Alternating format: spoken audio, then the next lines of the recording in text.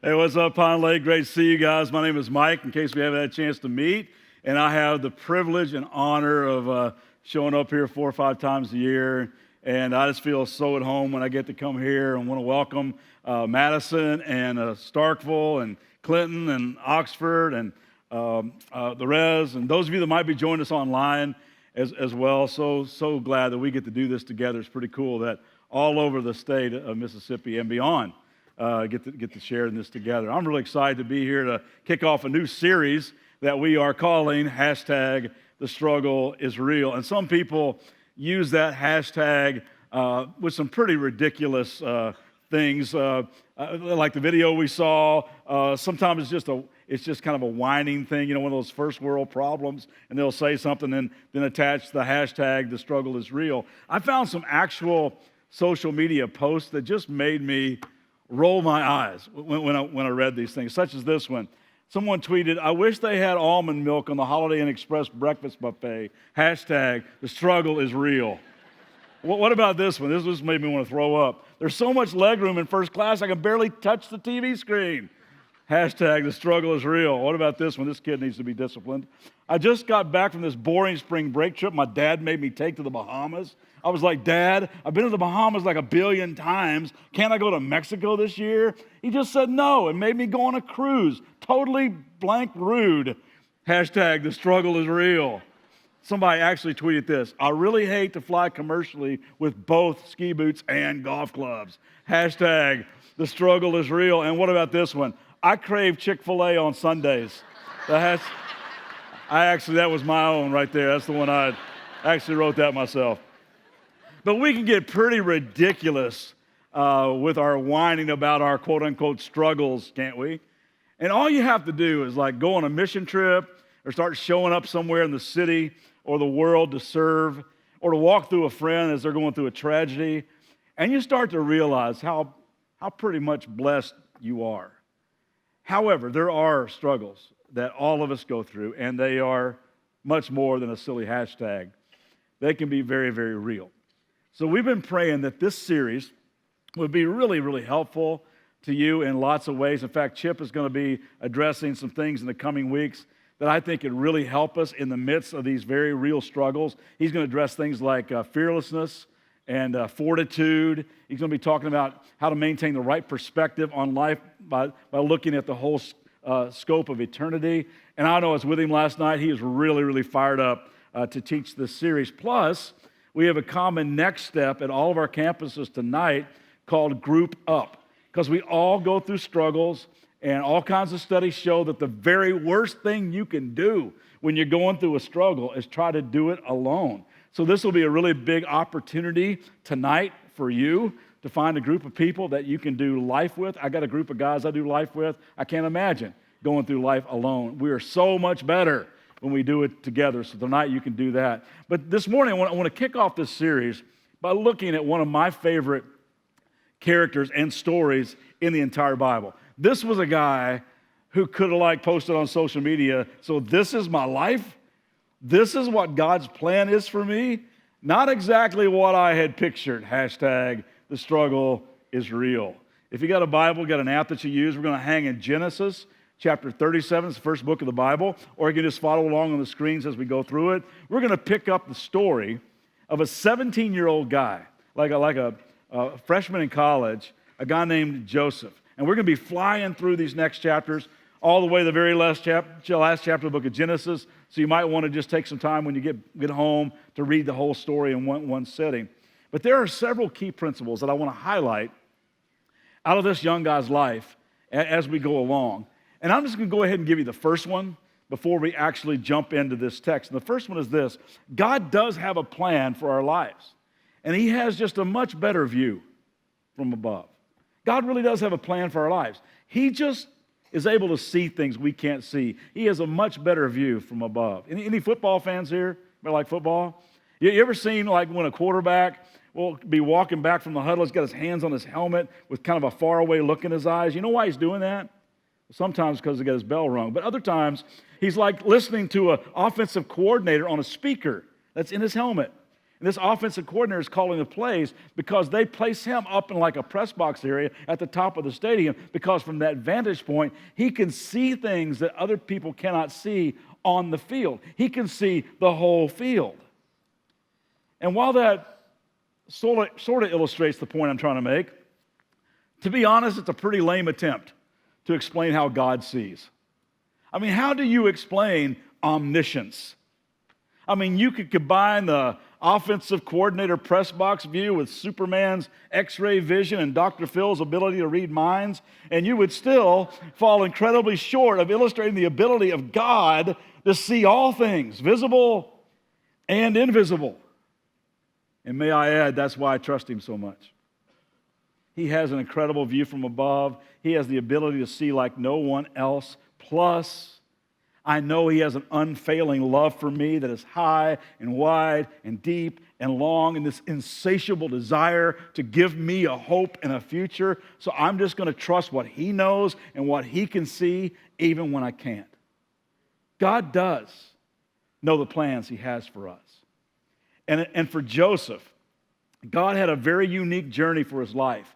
And incredibly, as a 17-year-old guy, God lets him in on it. So let's pick up Genesis chapter 37. Now Jacob, the dad, loved Joseph more than any of his other children because Joseph had been born to him in his old age. So one day, he gave Joseph a special gift, a beautiful robe. But his brothers hated Joseph because of their father's partiality. They couldn't say a kind word to him.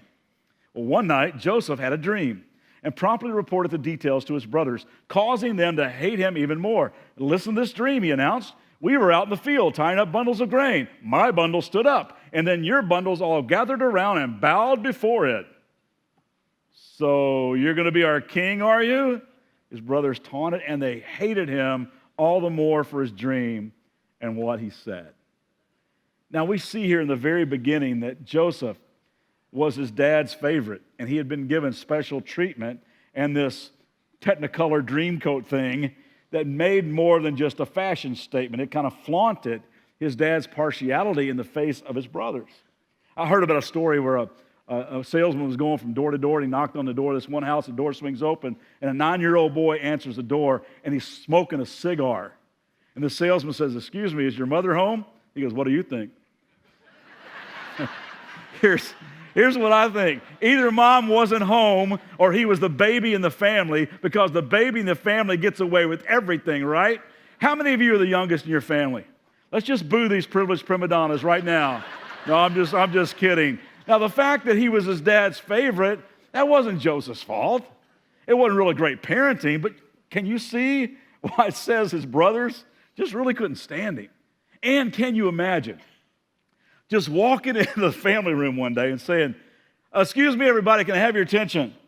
I got an announcement I need to make. I got a word from God.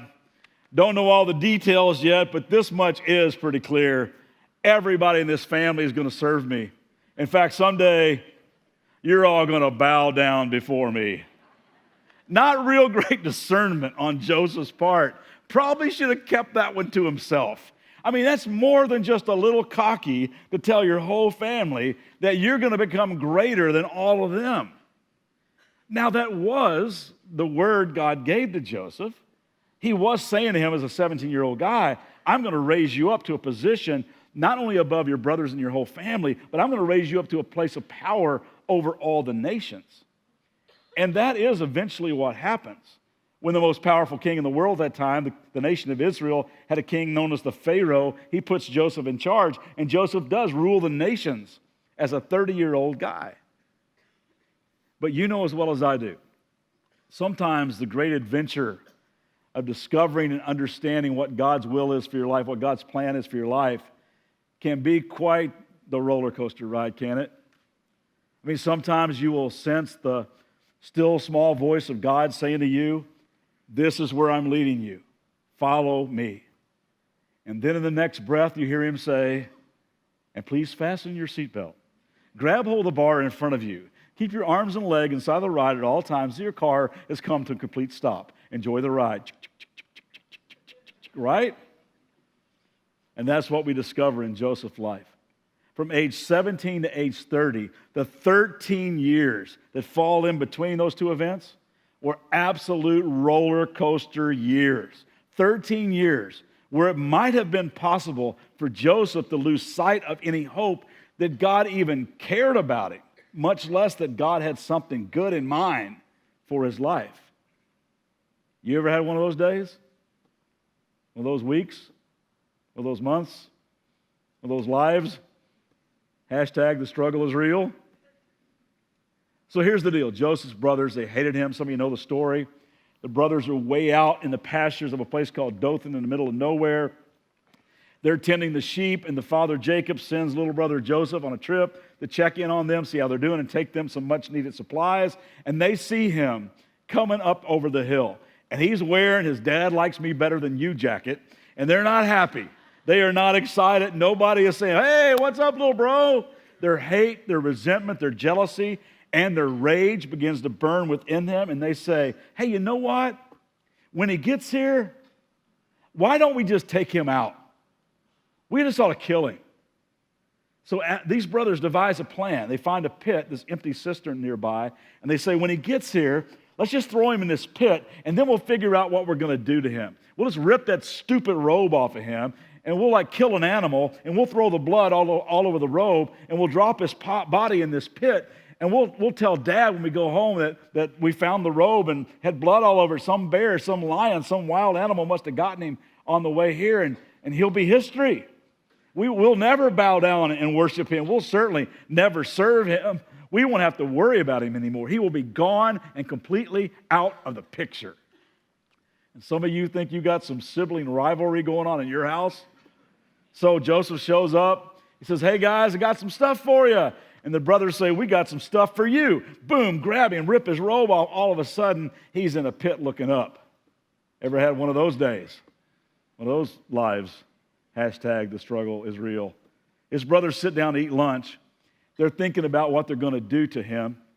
And about that time, they see this group of Ishmaelites, this sort of a gypsy band of people moving across the desert in their caravan.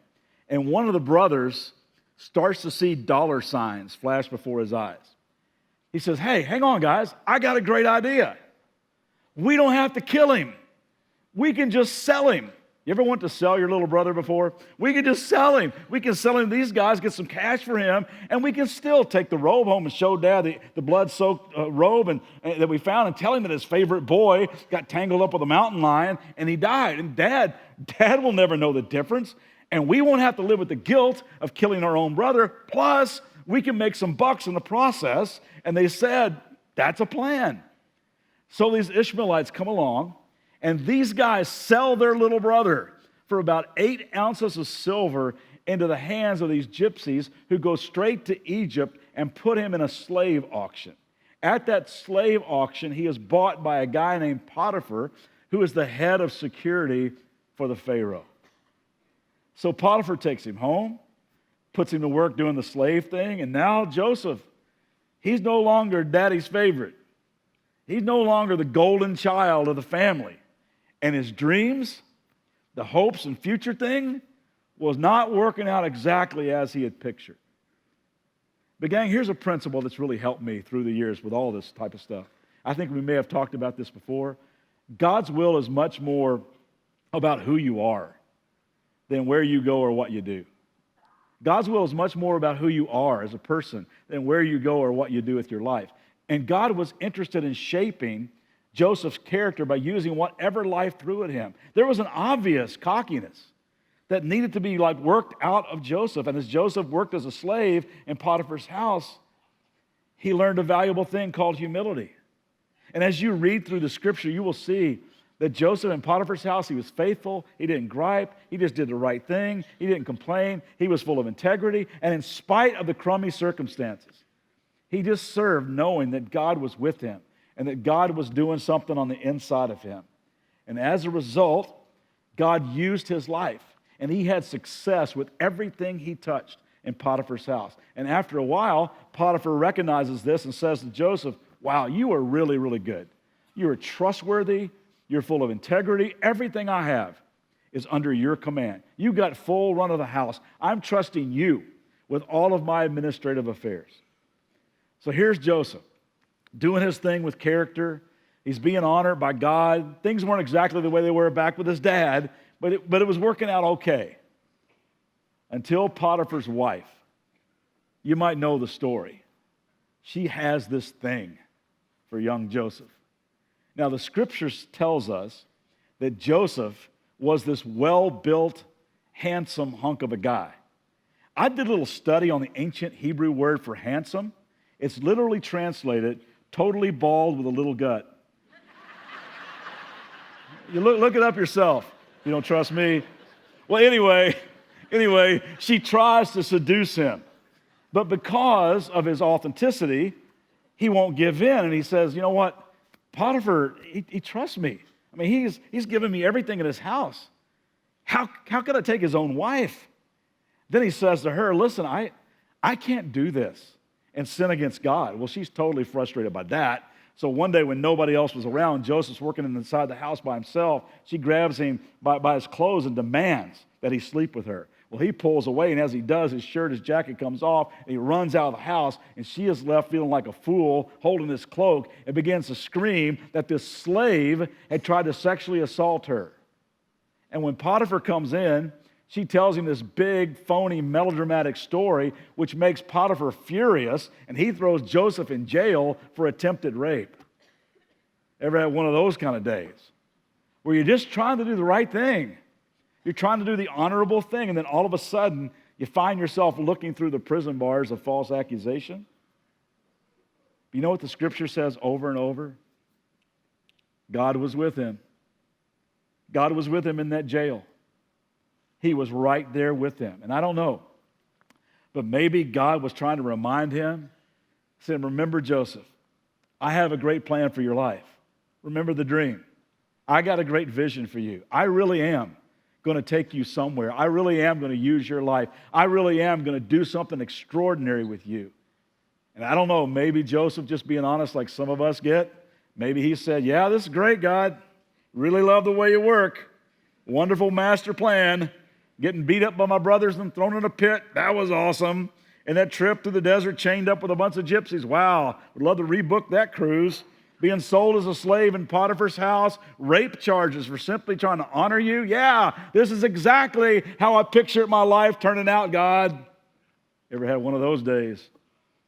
One of those weeks? One of those lives? But you know what it says? After a while, the warden made him head over the whole jail. You see, in spite of the circumstances, Joseph was just one of those guys who decided to bloom wherever he was planted. He just trusted God because God was so with him. He was honorable. He was filled with integrity and filled with a servant spirit that they make him like inmate number one. He was a trustee over the whole prison. Well, one day, Pharaoh, the king of Egypt, he gets real temperamental, and he sends these two guys to prison. Don't know why he does it. He sends his cupbearer, which is kind of his personal butler, and he sends his baker. And I don't know what happened. Maybe the bagels were a little stale, or maybe there were water spots in the glasses, or too much starch in the shorts. I don't know. But the king gets ticked at them and throw these two guys into jail. And while they're there, the cupbearer and the baker have these crazy dreams. And they start talking to Joseph about it.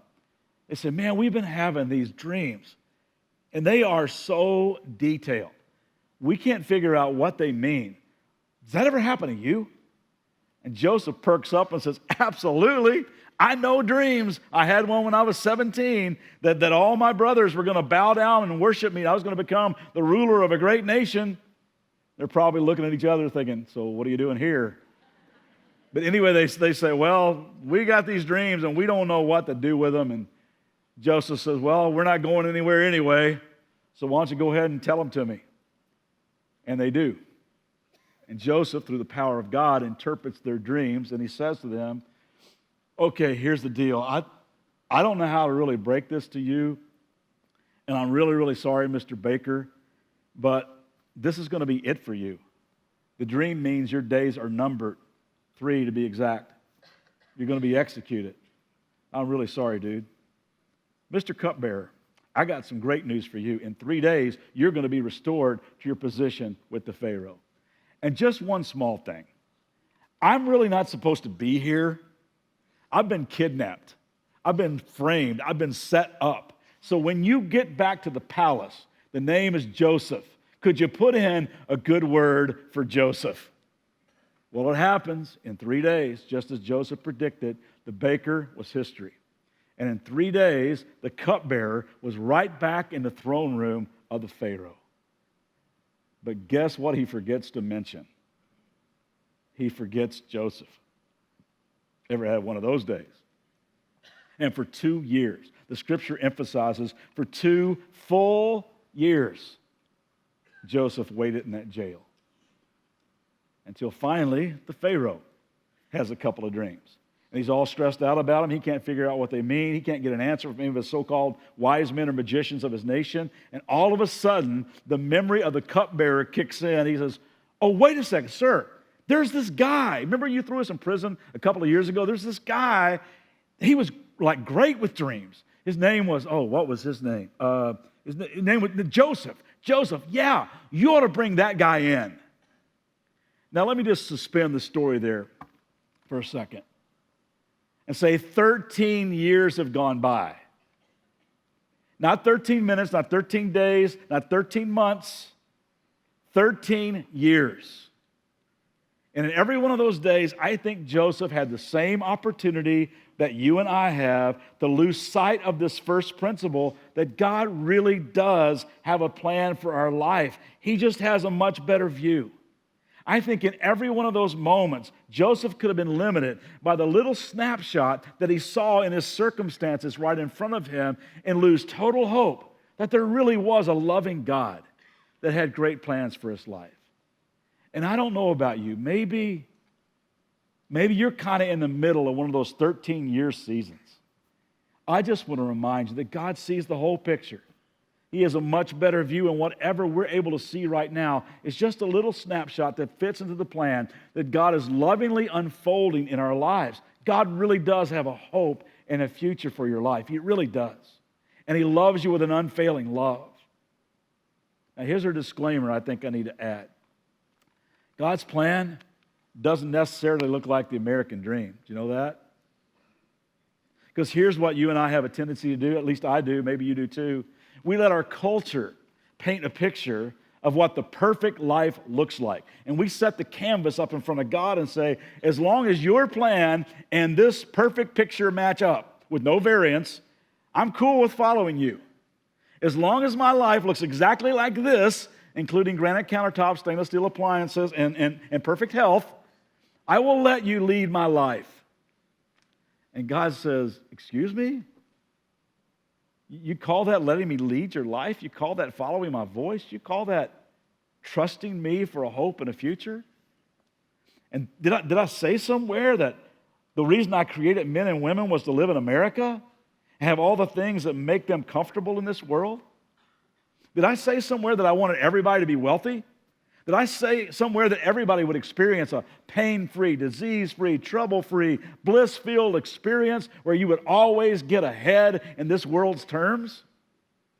Or did I say, I just want every person to burn with passion for me and my purposes and to trust me as their good Father, to allow me to mold them into the person I want them to be and to follow my voice, knowing that my ways are higher and my thoughts are higher. My desire is that you would choose joy no matter what your circumstance currently is in this sometimes difficult life, that you would lean into my peace that transcends all human understanding, that you would live grateful lives that are molded into the image of Jesus Christ and make an eternal difference with your one and only life wherever I lead you. Gang, what I have learned from looking at the life of Joseph over and over again is God is far more interested in my character than He is my comfort. Far more interested in my character than He is my comfort. And until we start thinking that way, we're going to miss it because we've set the canvas of our dreams up before God and say, God, they have to look like this in order for it to be your master plan for me. And the life of Joseph says, no, it doesn't. I'll use whatever this sometimes difficult life throws at you, even when it's unfair, but I'll use it all to shape you and mold you and chisel you and make you into the person from the inside out that I know you can be, and I will lead you to where you need to be. You can trust in that. And in the process, you can trust me. Which leads us to the second principle. God is always with you. He's always with you. He's working in the dark. He's working in the dark. You see what Joseph could have easily done? Any one of these stops along the way, he could have said, well, I guess God was A, wrong, B, maybe he changed his mind, C, I did something wrong, he got ticked off and I got bumped off the master plan track, or D, maybe God wasn't real to begin with. So, I guess I better start trusting myself. I got to figure out how to make life work on my own. I would be a fool to let him lead my life. But Joseph doesn't do that. He continually just submitted himself to God, and I think I know why, because repeatedly in this text, it says all the way through, it says God was with him. God was with him in Potiphar's house. God was with him in that jail. And I think the whole time he was remembering that even when he couldn't see it, God was at work behind the scenes in the dark. You see, gang, when it gets dark, God doesn't go to bed. God doesn't sleep. God doesn't need rest. He doesn't take naps. God doesn't need a double espresso shot in the morning to get going. He doesn't need a Red Bull in the afternoon to keep his energy up. Let's read, in fact, what it says about our God in Psalm 121. We'll put it on the screen. I want all of our campuses to read this out loud together. Indeed, he who watches over Israel never tires and never sleeps. The Lord himself watches over you. The Lord stands beside you as your protective shade. Isn't that cool? It just reminds us that when our bodies flop in bed tonight, because we are absolutely exhausted, when we close our eyes to rest, the inexhaustible God will be up all night working out the details of our promised open future all night long. That's what he'll be doing. When Joseph was sold into slavery by his brothers, God's plan was still moving ahead. When he was in Potiphar's house, God wasn't caught off guard by any of that. When he was falsely accused and arrested and thrown in prison, God's plan was not derailed.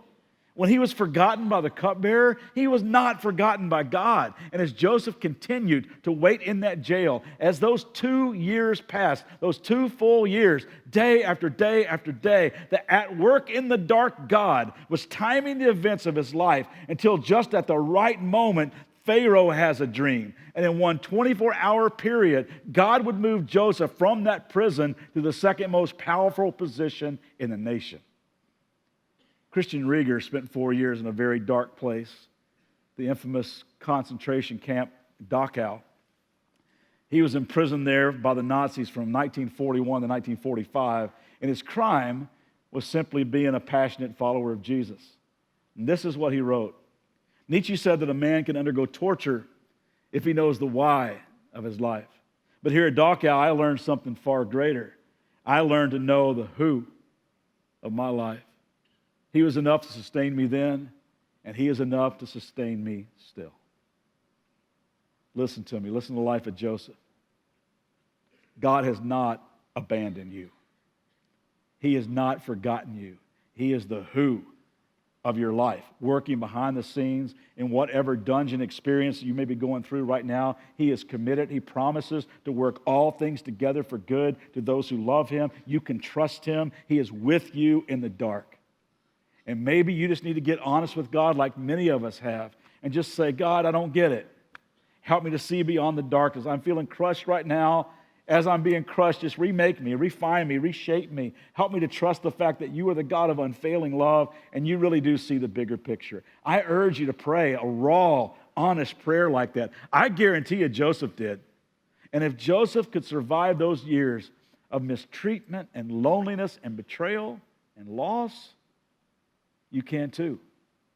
Because he's the same God and he's with you, working in the dark. One last principle. God's plan is to always have the right person in the right place for his right purposes. That's always God's plan, to have his person in his place for his purposes. Remember, God's will is much more about who we are than what we do or where we go.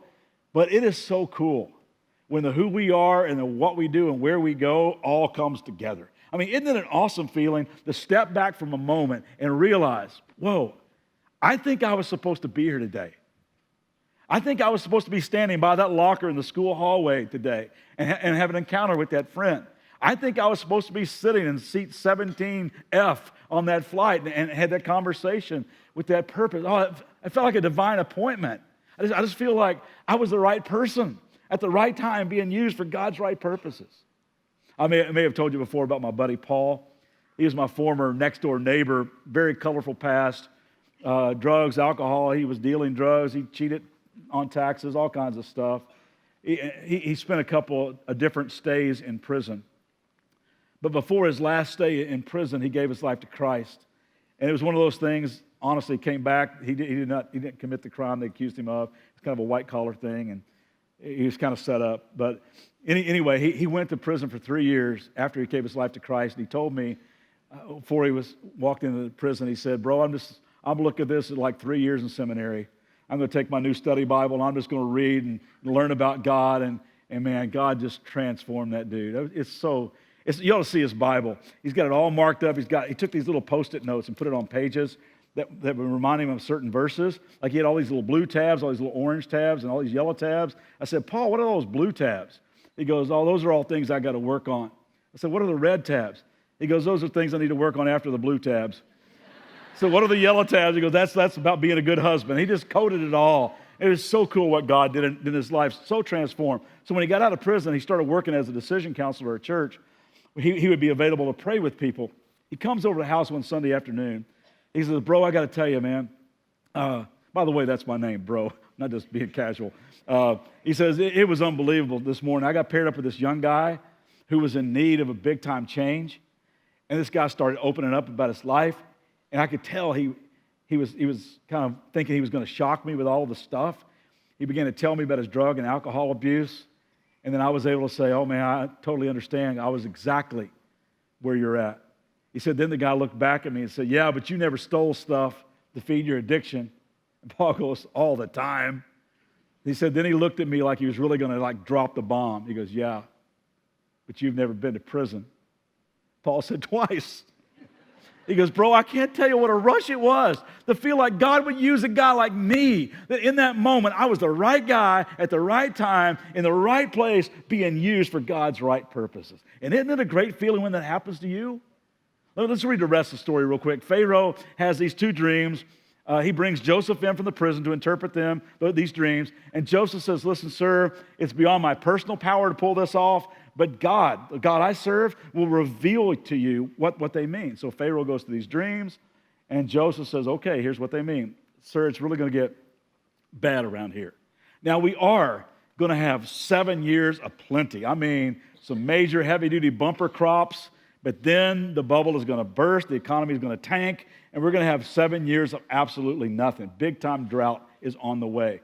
And so Pharaoh, if you're really smart, you will put the excess away in storage during the 7 years of plenty so that when the famine does hit, the nation will have enough food to survive. Because I'm telling you, sir, it's coming.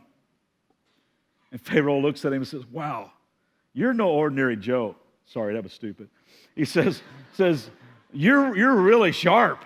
In fact, this pagan king says, "I can see that God is with you. So I'm going to put you in charge of the storage process. In fact, this day, I will be the only one in Egypt with a higher rank than you." So for 7 years, Egypt got real disciplined. And during these years of plenty, they stored away the excess. And just as the dream foretold, major famine comes upon the land. 7 years of famine. And you know what? Nobody in the land had any food except for Egypt. And you know who was in charge of all the food in Egypt, right? Joseph. And guess who comes to Egypt looking for some food for their families? Joseph's brothers. And it says they came not recognizing Joseph, and they bowed down before him. I was surfing channels the other night, came upon an old Clint Eastwood movie, High Plains Drifter. Have you ever seen this movie? It's where this marshal, he's kind of a ghost. It's a weird movie, but he comes back seeking revenge, and he picks off all these bad guys one at a time. Now, I'm just being honest. If I'm Joseph in this moment, I probably got a little high plains drifter going on inside of me. I'm thinking, well, look who's here. You've traveled such a long way. Allow me to show you to your deluxe accommodations. How do individual pits sound for every one of you? Maybe you like a nice 6-month ride with some gypsies. Hey, I know this guy named Potiphar, great house, evil wife. Love for you to meet her. But I want you to see this scene as Joseph reveals his identity and his godly character and his understanding of God's plan for his life. This is so cool. I am Joseph, he says to his brothers. Is my father still alive? His brothers were speechless. I think that's an understatement. They were stunned to realize that it was Joseph standing there in front of them. Come over here, he said. So they inched closer. He said again, I'm Joseph, your brother, whom you sold into Egypt. You know that they had to be freaking out because as he's speaking to them, in their mind they're hearing, I'm your brother, who you thought you'd never see again. And I am ruling Egypt these days, and therefore in control of your destiny. So right now, I'm your absolute worst nightmare. But look what it says. This is unbelievable. Hey, don't be angry with yourselves. You did this to me. The way I see it, God did it. He sent me here ahead of you to preserve your lives. These 2 years of famine will grow to 7, during which there will be neither plowing nor harvest. Yeah, God sent me here to keep you and your families alive so that you could become a great nation. Yes, it was God who sent me here, not you. I mean, here's Joseph saying, look, I'm not bitter about you and me in the pit. I'm not seeking revenge for being sold into slavery, abandoned in prison. As far as I'm concerned, God turned into good what you meant for evil. Now, to be sure, it was a wild roller coaster ride for 13 years. But you know what else? God was with me. And he's been working on my character. Guys, listen, I am not the same cocky 17-year-old guy that walked into the family room that day and bragged about my life. I put myself on the potter's wheel, and God has been using everything I've been through, all the hard things, to make me into the right kind of person, so that the right kind of person on the day of the famine would be at the right place at the right time to accomplish the right purposes of God. Yes, it was God who sent me here, not you. And it's true that the immediate purposes were to feed the nations for 7 years, but the greater purpose was to preserve the sons of Jacob so that they could become the promised nation of Israel for the purposes of God, for the birth of Jesus Christ, for the salvation of the world, for you and me to be sitting here forgiven and free. It was crucial that Joseph be on the throne in Egypt that day. And God says, I love it when a plan comes together. You know, I love the story of Joseph because whenever I have one of those hashtag the struggle is real days, one of those 13-year seasons, when I say, man, I don't get it. I feel like the whole thing is coming unraveled around me. This is not the picture I had in mind, God. I can say, but you know what? Even though I can't make sense out of it, I know that you can. Your ways are higher, your thoughts are better, you have a better view and a deeper love. And I know that you're working behind the scenes on my behalf, so I'm just going to trust you as a good, good father. I'm going to keep my eyes on you. And however you want to use my life is in your hands. See, God holds so much more for your life than what you can currently see. So I just want to challenge you like Joseph. Just roll out of bed every day, turn your palms up and surrender to God. And just be honorable in every circumstance you're currently in. Let him lead you. Never lose hope in the God who never sleeps. And then when you crawl back into bed at the close of this day, you can say, you know what? I may not know all the specifics, but it feels really good to be in the hands of the one who does. Let's pray together. Father, I'm so grateful for the story and the life of Joseph. I thank you that it illustrates how when we don't get it, and God, a lot of times we don't get it.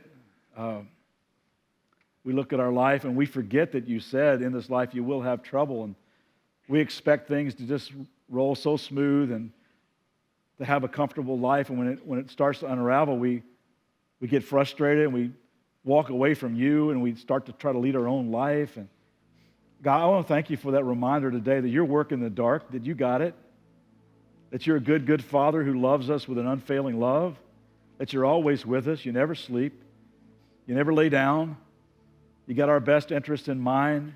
You use all the things that happen in our life, even the really, really bad things. You put them all together, and you cause something really, really good to happen through that. And God, the good that you really want to happen is to shape us more into the character of Jesus. And if we could become more like Jesus, no matter what this life throws at us, like it threw at him, that'll be a good thing, just to become more like him. So, Father, I pray for anybody here today that really is struggling, that their life is much more than a silly hashtag. They're going through some tough stuff. And Lord, I pray that they would look up and they would see hope today. They would know that you're for them, that you're with them, and it's going to be okay, that you got their life in your hands. And I pray all this in Jesus' name. Amen.